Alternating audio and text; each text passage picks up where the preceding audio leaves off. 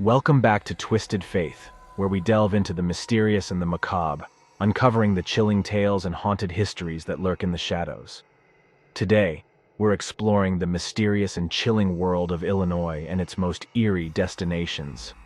Illinois, the heart of the Midwest, is a state known for its vibrant cities, rich history, and some of the most spine-chilling hauntings you'll ever hear about. From shadowy figures lurking in old buildings to restless spirits wandering forgotten grounds, Illinois has long been a hub for the eerie and unexplained. So if you've got a taste for the macabre or a curiosity that won't quit, stick around as we uncover the dark secrets that make this state one of the most haunted places in America. Before we enter the realm of the unknown, hit the subscribe button and turn on notifications so you don't miss out as we uncover the mysteries of creepy places. Remember to like, share, and comment below with your own tales of the supernatural.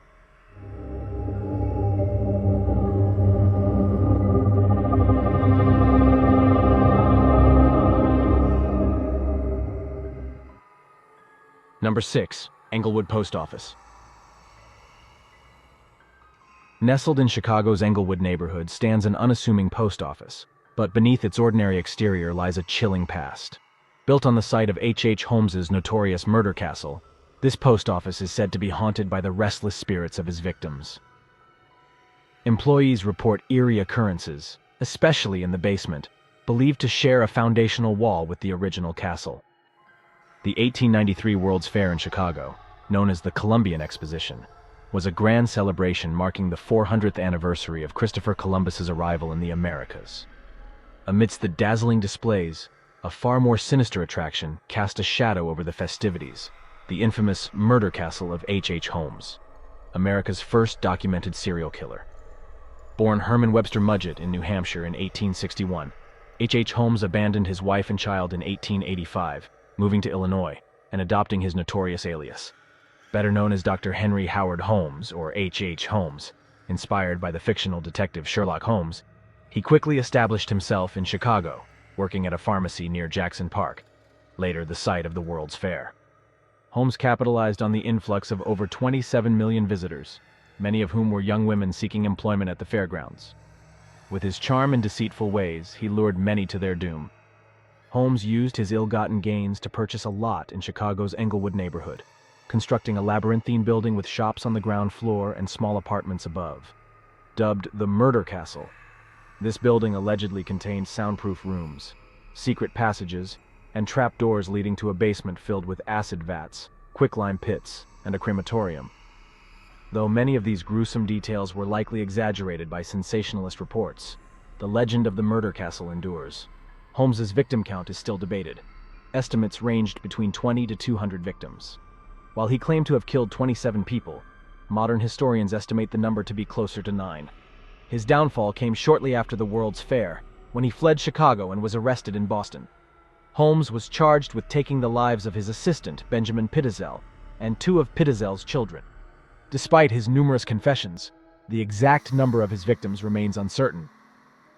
Holmes was executed in 1896, but rumors persisted that he had bribed officials and escaped execution.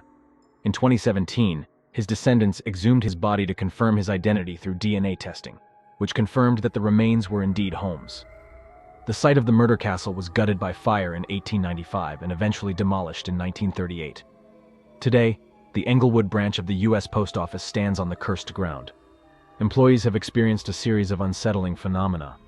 They frequently report hearing strange disembodied voices echoing through the halls, and some have even felt ghostly touches, as if unseen hands were brushing against them. These eerie occurrences add to the building's reputation as a haunted site, deeply connected to its dark past. Reports of eerie occurrences are especially common in the basement, which some believe retains a foundational wall of the original castle. One employee shared a spine-chilling story about an eerie incident in the basement. After hearing an unusual noise, she peeked around a corner expecting to find a colleague. She called out but got no reply and saw only a row of chairs neatly lined up against the wall. Moments later, she was shocked to find the chairs inexplicably stacked on top of each other. Jeff Mudgett, Holmes's descendant, has visited the site numerous times, seeking to reconcile his dark heritage. In his book, Bloodstains, Mudgett shares his emotional journey and the chilling experiences he endured at the site. Post office employees warned him about the basement, calling it A terrible, haunted place. Mudgett, initially a skeptic, emerged a believer after a harrowing visit. The haunted legacy of H.H. Holmes and his murder castle continues to cast a chilling shadow over Chicago, a grim reminder of the horrors that once lurked behind the walls of one of America's most infamous structures. Number 5. Greenwood Cemetery. Greenwood Cemetery in Decatur, Illinois, carries a legacy that stretches back hundreds of years, first serving as sacred burial grounds for Native Americans. Early settlers continued this tradition in the early 1800s, and by 1857, the cemetery was formally established as Greenwood Cemetery. Greenwood Cemetery is considered one of the 10 most haunted cemeteries in the United States. Its haunted reputation began in the 1920s when the cemetery fell into neglect. Financial troubles led to a lack of maintenance, and by the 1950s, the once beautiful cemetery became a hotbed for negative energy. Gangs roamed the grounds, cults conducted rituals, and paranormal activity surged. Greenwood Cemetery features spook lights, devil's chairs, and numerous apparitions. One eerie site within Greenwood is the Barrackman Steps. This set of 5 stone steps leads to the graves of the Barrackman family. Witnesses report seeing a woman standing at the top of the steps, crying with her head bowed. This ghostly figure only appears at sunset and vanishes with the last light of the day. Another haunting tale is that of the Greenwood Bride. In the early 1930s, a young couple planned to elope, but the groom, a bootlegger, was killed by a rival before they could meet. Heartbroken, the bride drowned herself in the Sangamon River. Her spirit, dressed in a wedding gown, is said to wander the cemetery, searching for her lost love. Greenwood Cemetery is also home to the notorious Devil's Chair, a mourning chair placed by a grave for visitors to sit. Legends claim that sitting in the chair brings bad luck or death within a year. Another version of the tale promises wealth and good fortune. The most chilling version suggests that sitting in the chair at a specific time allows one to make a pact with the devil, granting 7 years of anything desired in exchange for their soul. Built in 1908, the public mausoleum at Greenwood Cemetery quickly fell into disrepair due to shoddy construction. Reports of voices, cries, and screams from within the mausoleum began to surface. By 1957, the structure was deemed unsafe and closed. Over 100 bodies were unclaimed and buried in common graves across the road. The mausoleum was demolished in 1967, but eerie reports of voices and lights persist around the site. The most haunted area of Greenwood Cemetery is said to be the site of Civil War burials. During the war, trains carrying Confederate prisoners who had died from yellow fever stopped in Decatur. The bodies were buried in a mass grave on a hillside. A flood from the Sangamon River washed away many remains, and those found were reburied as unknown U.S. soldiers.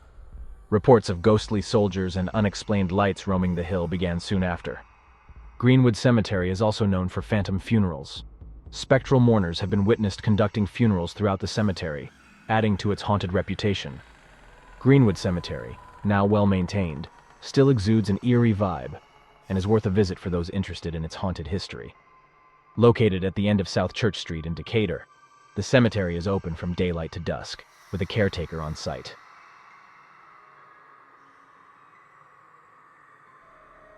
Number 4. SS Eastland. On the early morning of July 24, 1915, the SS Eastland awaited its passengers between Clark and LaSalle Streets. The Western Electric Company had chartered the ship to take employees and their families to a company picnic in Michigan City, Indiana. Built in 1902, the SS Eastland was designed for lake excursions and transporting produce back to Chicago. However, it had significant design flaws, including being top-heavy and prone to listing when overloaded. Unfortunately, the Western Electric employees boarding that day were unaware of these issues. Excitement filled the air as passengers eagerly boarded the Eastland. Within minutes, the upper decks were packed, and over 2,500 passengers crowded the ship by 7:10 a.m. Just after 7:15 a.m., the vessel began listing to port, alarming the crew who failed to stabilize it. Panic ensued as the Eastland continued to tilt. Passengers on the upper deck, many clutching their children, were thrown into the water, while others jumped in desperation. Those below deck frantically climbed out of gangways and windows as heavy furniture toppled, causing further chaos and fatalities. Within 58 minutes of boarding, the Eastland rolled onto its side, settling into the shallow river bottom. Nearby boats rushed to assist the drowning passengers, while onlookers jumped into the river to help. Rescue workers used torches to cut through the ship's hull, but only a few survivors were found. Makeshift morgues were set up, including one in an abandoned military armory. For days, divers searched through debris for additional bodies, enduring dangerous conditions. After the disaster, the Eastland was salvaged and moved near the Halsted Street Bridge. Rumors of hauntings began as people crossing the bridge at night hurried past the ship. In December 1915, the U.S. Navy bought the Eastland, and it served in various capacities until being scrapped in 1945. Pedestrians near the disaster site report hearing loud splashes and chilling screams, though the river appears calm. Cafe patrons sometimes witness inexplicable surges of water along the riverwalk, possibly a residual replay of the tragedy. Strollers along the river occasionally see faces with lifeless eyes staring up from the water. The armory used as a morgue was eventually demolished, and new structures, including Oprah Winfrey's Harpo Studios, were built on the site. Staff members report encounters with a woman in a long gray dress who vanishes when approached. They also hear whispers, sobbing, moaning, children laughing, and phantom footsteps, along with doors opening and closing by themselves. Near the disaster site, the Reed, Murdoch and Company building, with its grand clock tower, also has a haunted reputation. It was initially used as a makeshift morgue. People working in the Reed Murdoch building, especially after hours, report eerie sightings of shadowy figures gliding down the hallways. They also hear unexplained noises coming from unoccupied rooms, witness lights flickering on and off, and experience doors creaking open and slamming shut on their own. The tragic events of the Eastland disaster have left a lingering paranormal energy in these areas, with residual replays of that fateful day haunting the locations where the disaster unfolded. The spirits of the past seem unable to find rest, their memories etched into the very fabric of these sites. Number 3. Old Joliet Prison. The Old Joliet Prison, a dark chapter in Illinois history. Just outside of Chicago, the Old Joliet Prison stands as a chilling monument to its grim past. With its neo-Gothic architecture casting an ominous shadow over the area, this prison was home to hundreds of executions and notorious criminals. Infamous for its unsanitary and unsafe conditions, the prison's history is steeped in tales of horror and despair. Originally named the Illinois State Penitentiary, Joliet Prison opened its doors in 1858, just a few years after the founding of Joliet. The eerie Gothic architecture, designed by W. Boyington, also responsible for the Chicago Water Tower, set the tone for the prison's foreboding presence. It was built to alleviate overcrowding at the nearby Alton State Penitentiary, with prisoners laboring to construct it. By 1860, all inmates from Alton had been transferred to Joliet. During the Civil War, the prison housed both criminals and Confederate prisoners of war. Initially regarded as a model prison, Joliet quickly deteriorated as its population swelled beyond capacity. By the late 1870s, over 2,000 inmates were crammed into its cell blocks, living in deplorable conditions. Despite numerous calls for its closure in the early 1900s and the construction of Statesville Penitentiary in the 1920s as a replacement, Joliet continued to operate. Joliet Prison housed some of Chicago's most infamous criminals. In the 1920s, Nathan Leopold and Richard Loeb, wealthy University of Chicago students, were sentenced to life in Joliet for taking the life of 14-year-old Robert Franks. They believed they had committed the perfect crime, motivated by Nietzsche's concept of the Übermensch, which led them to think they were above the law. Despite their meticulous planning, they were quickly caught and spared the death penalty by their defense attorney, who argued for life sentences. Depression-era gangster Babyface Nelson, born Lester Joseph Gillis, also did time at Joliet. Known for his youthful appearance, Nelson was arrested in 1931 with his gang, the Tape Bandits, who were notorious for tying up their victims and looting their homes. Sentenced to 1 year to life, Nelson escaped during a transfer and continued his criminal activities until he was killed in a shootout with federal agents in 1934. Other high-profile criminals, such as John Wayne Gacy and Robert Speck, also spent time at Joliet. In 1975, the Black P. Stones, a Chicago-based organized crime group, took control of a cell block in Joliet Prison, holding several correctional officers hostage. They demanded not to be separated and transferred to other prisons, as authorities were planning to break up the powerful organization. Warden Fred L. Finkbeiner attempted to de-escalate the situation, enlisting former Black P. Stone member Herbert Cadillac Catlett to negotiate. Unfortunately, Catlett was murdered by the Stones. The warden later addressed the rioters while standing in a pool of Cadillac's blood, ultimately resolving the situation. By the 1990s, Joliet's population was around 1,300, and conditions remained unsafe and unsanitary. In 2002, Illinois Governor George Ryan closed the prison, citing budgetary reasons. Following its closure, the prison fell into disrepair, with vandals leaving graffiti and starting occasional fires. In 2017, the city of Joliet took control of the property, partnering with the Joliet Area Historical Museum to restore the prison. The old Joliet Prison opened for tours in 2018. The prison's dark history includes hundreds of executions and countless inmate deaths from violence, disease, or old age. Many visitors report supernatural phenomena, likely spurred by the Gothic architecture and knowledge of the site's grim past. Today, the abandoned facility operates as a museum, offering historical and haunted tours. Featured in numerous movies, TV shows, songs, and poems, the old Joliet Prison remains a symbol of Chicago's criminal history. Number 2. Lincoln Park Zoo.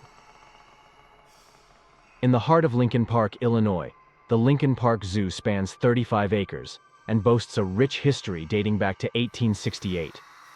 As the fourth oldest zoo in North America, it has not only witnessed a myriad of wildlife, but also harbors many spectral legends. Home to over 200 species and a majestic bur oak tree older than Chicago itself, this zoo is steeped in both natural and otherworldly history. The land where the Lincoln Park Zoo now stands was once the resting place for many of Chicago's deceased. The zoo's story began in 1868 with a gift of 2 pairs of swans from New York City's Central Park Board of Commissioners to the Lincoln Park Commissioners. This initial donation was soon followed by elk, wolves, peacocks, and a puma. In 1874, the zoo made its first purchase, a bear cub from the Philadelphia Zoo for a mere $10.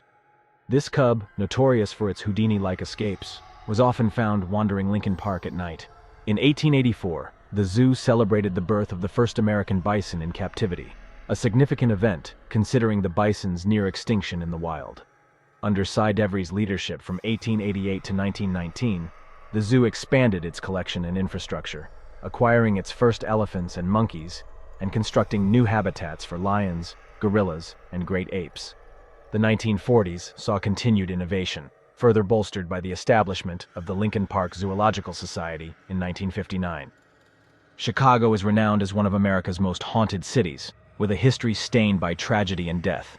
Lincoln Park was the backdrop for some of the bloodiest gang violence, including the 1929 St. Valentine's Day Massacre and the site of the notorious Tylenol murders, where a flight attendant was found deceased after ingesting cyanide-laced capsules. The eerie reputation of Lincoln Park Zoo is closely tied to its location on what was once Chicago's original city cemetery. Efforts to relocate the bodies were interrupted by the Great Chicago Fire of 1871, which obliterated many grave sites, leaving the spirits restless. The fire claimed around 300 lives, destroyed 3.3 square miles of the city, and left 100,000 residents homeless. Amid this devastation, many graves were lost, leading to the belief that the area, including the zoo, is haunted by those who never found peace. The basement of the Lion House is particularly notorious for ghostly activity. Women have reported seeing figures in Victorian clothing reflected in the restroom mirrors. Some believe that spirits can become trapped in mirrors and the infinite reflections might confuse them. Staff members have heard strange voices, including a man shouting, "Get out!" and another spirit pleading, "Will you look at me?" Other entities in the Lion House express a desperate desire to leave the zoo, suggesting they feel trapped. Shadowy figures have also been captured on camera in the women's restroom. It's speculated that this restroom might be situated over an especially active part of the old cemetery. The zoo and the surrounding Lincoln Park are rife with unexplained phenomena. Visitors and staff often experience a heavy atmosphere, with reports of nausea and lightheadedness. Despite efforts to relocate the remains, the park may still conceal up to 10,000 unmarked graves disturbed by the Great Chicago Fire. In addition to the eerie occurrences in the Lion House, other parts of the zoo and park have their own ghostly tales. The zoo's grounds have seen numerous reports of apparitions and strange sounds. Visitors often describe an overwhelming sense of being watched, and some have even seen ghostly figures wandering the paths late at night. The area around the bur oak tree, believed to predate the founding of Chicago, is another hotspot for paranormal activity. Some visitors report seeing shadowy figures darting between the trees, while others hear whispers carried on the wind. The tree, with its gnarled branches and ancient roots, seems to be a focal point for the restless spirits of the old cemetery. Given the land's history as a cemetery, it's no surprise that the spirits of Lincoln Park Zoo are believed to be those of the original inhabitants. The disruption of their graves by the Great Chicago Fire and subsequent construction left many souls without a proper resting place. This unfinished business is thought to be the reason for the haunting activity. One of the most famous ghost stories involves the apparition of a young girl who's often seen near the zoo's entrance. Dressed in clothing from the 19th century, she appears lost and confused, sometimes asking visitors for help before vanishing into thin air. This ghost is believed to be one of the many children buried in the old cemetery, whose grave was lost to history. Today, the Lincoln Park Zoo embraces its haunted reputation, offering ghost tours that explore its spooky history. These tours delve into the zoo's past, sharing stories of its ghostly residents and the tragic events that have left their mark on the land. Visitors can explore the haunted lion house, the eerie bur oak tree, and other locations where supernatural activity has been reported. Despite the zoo's modern amenities and family-friendly atmosphere, the presence of the past is never far away. The ghost tours provide a unique way to experience the zoo, blending its rich history with the thrill of the unknown. Whether you're a believer in the paranormal or a skeptic, the stories of Lincoln Park Zoo's haunted past are sure to leave a lasting impression. The Lincoln Park Zoo is a place where the past and present coexist, where the natural beauty of the park is intertwined with its ghostly history. From its beginnings as a humble collection of swans to its status as a world-renowned zoo, Lincoln Park Zoo has seen countless changes. Yet, the spirits of those who once called this land home continue to linger, reminding us that history is never truly gone. Visiting the Lincoln Park Zoo offers more than just a chance to see exotic animals. It provides a glimpse into the haunted heart of Chicago. Whether you're exploring during the day or joining a ghost tour at night, the zoo's rich tapestry of stories will captivate and intrigue you. So next time you visit, keep an eye out for the shadows and listen for the whispers of the past. You never know what you might encounter. Number 1. Krenshaw House. The Krenshaw House was built in the 1830s by John Krenshaw, a wealthy salt baron and plantation owner.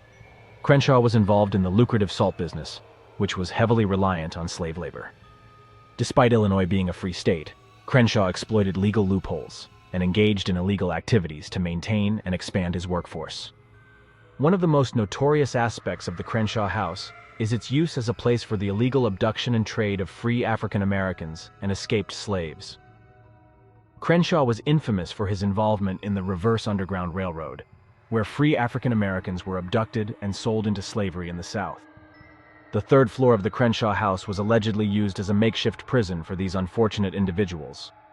The floor contained small, cramped cells with iron bars on the windows, where captives were held before being transported further south. The conditions were reportedly harsh, with little regard for the well-being of those imprisoned there. The house gained notoriety not only for its dark past, but also for the hauntings reported by visitors and locals. It is said that the spirits of those who suffered and died within its walls still linger. Reports of strange noises, footsteps, and ghostly apparitions have persisted over the years. One of the most common stories is that of a young girl seen looking out from the third-floor windows. Visitors and passers-by have reported seeing her face peering out, only for her to vanish upon closer inspection. Visitors have reported hearing cries, moans, and the clinking of chains. Some experience an intense sense of fear or sadness, while others feel cold chills or gentle touches. There are also tales of disembodied voices and the feeling of being watched, adding to the eerie atmosphere of the house. The Krenshaw House was closed to the public for many years due to its deteriorating condition and the controversial nature of its history. However, its significance as a historical site has led to efforts to preserve and study the house.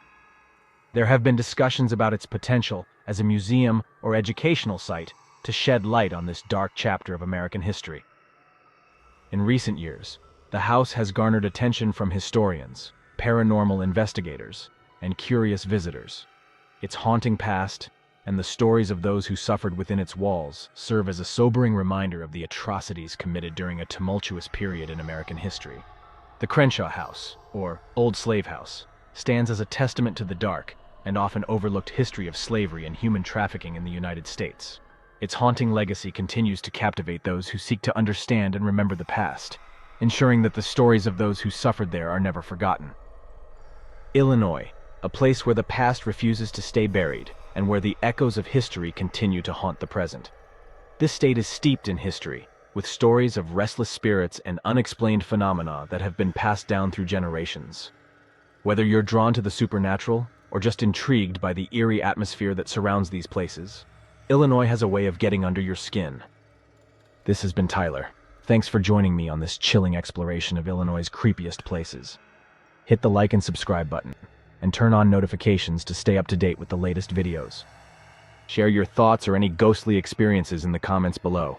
Until next time, stay curious and stay creepy. Bye for now.